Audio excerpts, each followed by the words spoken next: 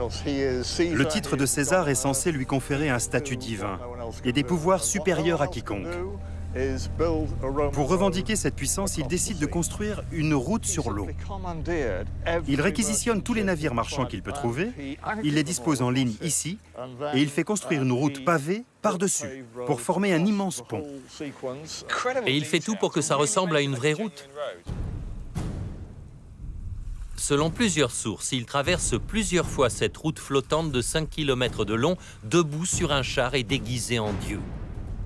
Ensuite, il organise une fête au milieu de la route. Mais les divertissements sont plutôt sadiques. Il a l'idée de jeter quelques personnes à l'eau, pour s'amuser. Et quand ces pauvres gens essaient de remonter sur le pont, Caligula ordonne à ses soldats de les repousser avec des gaffes pour qu'ils se noient. Il aime beaucoup ce genre de plaisanterie. Et ça ne le dérange pas qu'elles entraînent la mort des personnes concernées. Au bout de 2 ans de règne, Caligula se déchaîne sans aucune retenue. On trouve chez les historiens de l'époque d'innombrables récits de débauche et de violence. Il assiste à des tortures et des exécutions tout en prenant son repas. Il adore voir les gens souffrir atrocement et mourir sous ses yeux.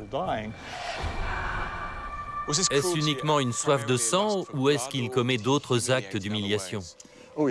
Il en commet beaucoup d'autres. Le pouvoir absolu lui permet, entre autres, de disposer comme il le souhaite de n'importe quelle femme.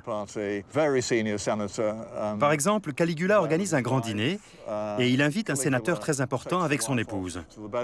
Pendant le repas, il emmène la femme dans sa chambre.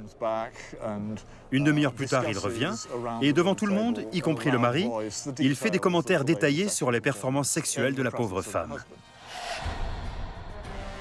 Voilà le monstre qui s'est formé à Capri. Un homme qui a appris qu'un empereur peut coucher avec n'importe qui et tuer sans le moindre scrupule.